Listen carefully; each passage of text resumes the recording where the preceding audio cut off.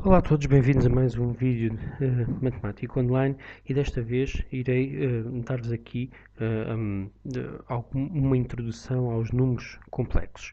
Ora, parece que os registros dizem-nos que os números complexos começam a aparecer por volta do por século XVI. Pronto, aí aparecem então os números diferentes dos números reais e isso começa com um senhor, com o Cardano, Girolamo Cardano, que foi um matemático italiano, em que escreveu diversos artigos em inúmeras áreas. Então ele tem uma obra magna e nessa obra ele sugere uma forma resolvente ou apresenta uma forma resolvente para equações do terceiro grau. Mas não é para todas as equações do terceiro grau, são para equações do terceiro grau com uma característica, que são deste formato: x ao cubo mais px mais q igual a zero. Então, ele diz que as soluções das equações deste tipo, ele acaba por introduzir um discriminante calculado desta forma em função do P e do Q, e então diz que os números reais que têm esta forma são soluções ou são raízes daquela equação.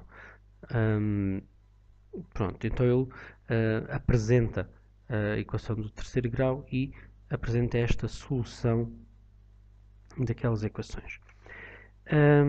Então, aqui ele não, aparentemente parece não introduzir os números complexos, mas também ainda no século XVI, um outro matemático, o Rafael Bombelli, também italiano, ele apresenta uma equação do terceiro grau e aplica a resolução ou forma resolvente que o Cardano tinha proposto, e então aparece-lhe como solução desta equação esta expressão que aqui está. E então aqui, como podemos ver, aparece aqui uma raiz quadrada de menos 121. Ora, antes disso, nós diríamos que se temos uma raiz quadrada com um número negativo, então significa que seria impossível. Pronto, mas então aplicando aqui as propriedades, chega-se à conclusão que esta solução é na realidade um número real. Então aqui parece no século XVI que surge a ideia de um número um pouco diferente. E estes números ganham efetivamente uma forma mais semelhante àquela que nós conhecemos hoje, mais tarde. Ora, estamos aqui no século XVI, mas só no século XVIII, com um matemático muito conhecido, Leonard Euler, é que todo este conjunto dos números complexos começam a ganhar uma nova estrutura e uma forma semelhante à que nós conhecemos hoje. Então, ele aqui começa por definir uma unidade imaginária. Então, a raiz de menos 1 representa com um símbolo, com a letra I, e aplicou as regras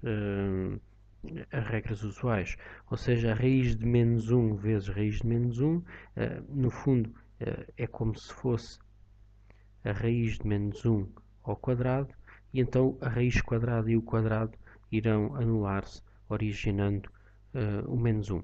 Então, expressões deste tipo, ou seja, a raiz de menos 1 menos raiz de menos 1, também se irão anular, e, neste caso, 2 mais 2 será 4, ou seja, podemos também apresentar desta forma: 2 mais i mais 2 menos i, e então o i desaparece e temos então o número 4. Então a combinação deste símbolo, desta unidade imaginária com os números reais, que nós já conhecíamos, originam os números complexos. Então podemos fazer isto através de um esquema dos números conhecidos. Então temos os números naturais, temos então o número 1, o número 2, o número 3, o número 4, por aí em diante. Depois surgiram então os números inteiros, conjunto dos números inteiros, que são todos os números reais, e vamos adicionar o zero e os números negativos, o menos 1, o menos 2, o menos 3, o menos 10, por aí fora.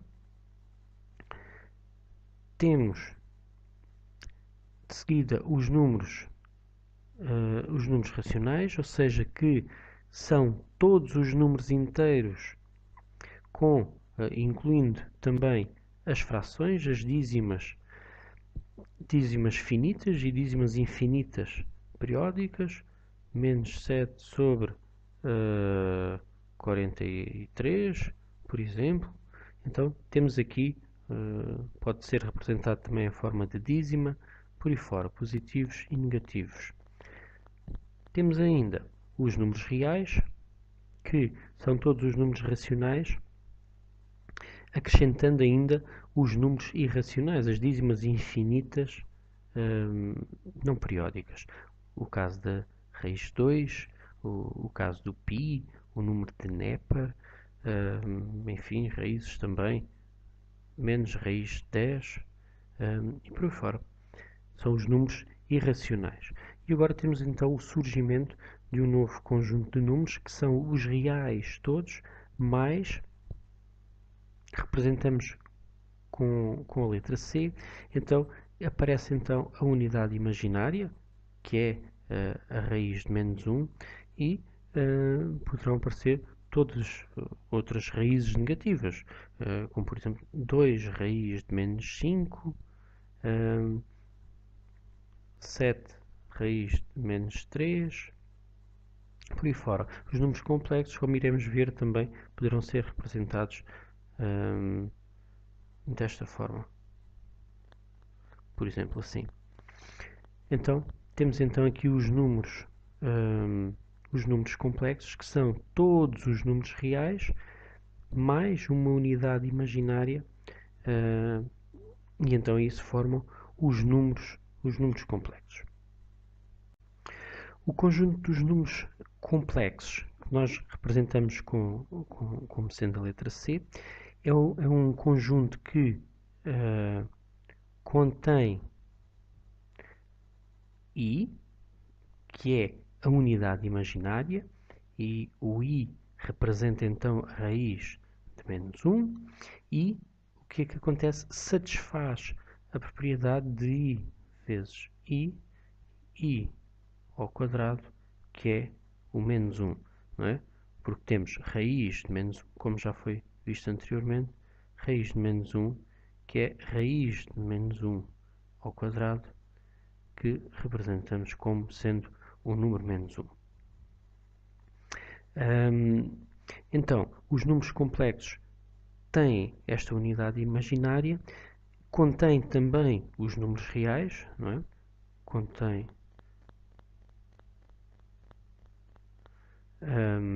os números reais, e satisfaz também as operações da adição e da multiplicação, como veremos mais à frente.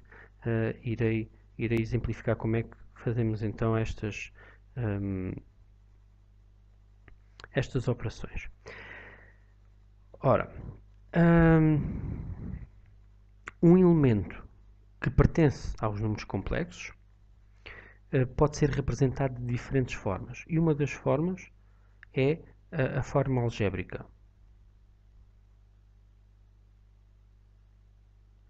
Então, a forma algébrica de um número complexo é dada da seguinte forma: seja Z um número complexo, se for escrito como A mais BI, então nós dizemos que é um número complexo escrito na forma algébrica.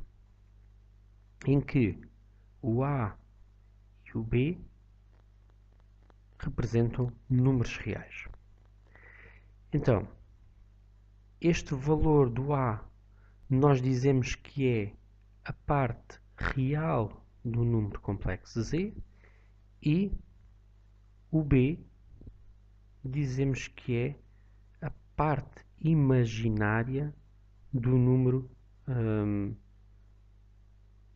complexo. Então, o A representa a parte real e o B representa a parte imaginária desse número complexo. Então, nós aqui também dizemos que o Z é um número real quando a parte imaginária é zero. Quando não existe. Ou seja, se este B for zero, então eu fico com o número Z igual a A. Então vou dizer que é um número real. Ou seja, Z igual a A mais BI é real se o valor do B for zero. Dizemos também que o número complexo Z é um número imaginário puro quando a parte real do número complexo for zero, mas a parte imaginária terá de ser um número diferente de zero. Ou seja, Z igual a A mais BI é imaginário puro se o valor do A for zero e o B um número diferente de zero.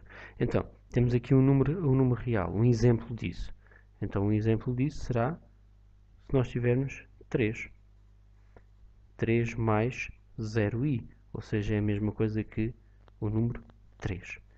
Um número imaginário puro, então será quando temos 0 mais 5i, que é a mesma coisa que ter 5i. Quer dizer que tem apenas a parte imaginária. Relativamente às operações que disse anteriormente, que eram da adição e da multiplicação, então vou agora indicar como é que essas operações serão feitas. Então, vamos considerar dois números complexos. Considerar o Z1, que é A mais BI, e o Z2, o número complexo Z2, que é C mais DI. Ou seja, o A, o B, o C e o D são números reais. São dois elementos, então, o Z1 e o Z2 são dois números complexos. Então, a adição de dois números complexos na forma algébrica. Então, irei fazer Z1 mais Z2, que será A mais BI. Vamos adicionar a C mais DI. Então, nós vamos adicionar a parte real de cada um dos números complexos, ou seja, faremos A mais B, e também vamos adicionar as duas partes imaginárias de cada um dos números complexos, B mais D. E, basicamente, vamos trabalhar, é como se o I dos números complexos nós colocássemos em evidência, então fica B mais D. Então, significa que a soma de dois números complexos, Z1 mais Z2 na forma algébrica, será A mais B e B mais D, I. Já a multiplicação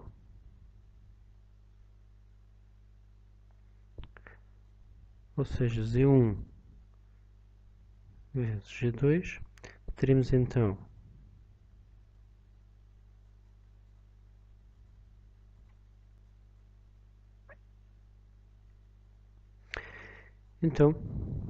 aqui, para nós chegarmos ao resultado da multiplicação, podemos aplicar até a propriedade distributiva, ou seja, A, vamos multiplicar o A com o C, o A com DI.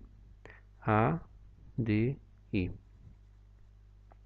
Agora o B com o C, mais B, C, I. E temos o B vezes o D e temos I ao quadrado. Ora, vimos anteriormente que os números complexos satisfaz a condição de I vezes I é igual a I ao quadrado, que é igual a menos 1. Então, aplicando nesta situação, temos AC mais ADI mais BCI menos BD, ou seja, o I ao quadrado, considerando que é menos 1. Então, vamos obter AC menos BD, ou seja, será a parte real da multiplicação, e temos a parte imaginária que será AD mais BC. E temos então a parte real e a parte imaginária. Então é assim que nós vamos fazer, temos a propriedade da adição e da multiplicação nos números complexos. Vamos agora ver um exemplo dessas mesmas operações com dois números complexos. Então vamos considerar o Z1 como sendo, por exemplo, 2 mais 3i, o Z2 como sendo menos 4 mais 5i. Então, se eu quiser então somar estes números complexos, 2 mais 3i com menos 4 mais 5i, iremos obter o seguinte, recordando aqui como é que é feita a adição desses números complexos. Então, parte real com parte real ficaria 2 menos 4 mais 3 mais 5i, ou seja, 2 menos 4 menos 2 mais 8 mais 8i. No caso de fazermos então a multiplicação entre os números complexos, 2 mais 3i vezes menos 4 mais 5i. Então, a multiplicação dos números complexos, vamos ter a parte real será AC, ou seja, ficará 2 vezes o menos 4, menos B, 3 vezes o D, 5. Então, este 2 é o A, o 3 o B, C, D. Então, esta será a parte real do número complexo. Depois, a parte imaginária será o AD, 2 vezes 5, mais o B vezes o C, neste caso será o menos 4i. Então, iremos obter menos 8 menos 15 mais 10 menos 12 e, ou seja, aqui teremos 8 menos 8 menos 15 que dará menos 23 e aqui 10 menos 12 dá menos 2i.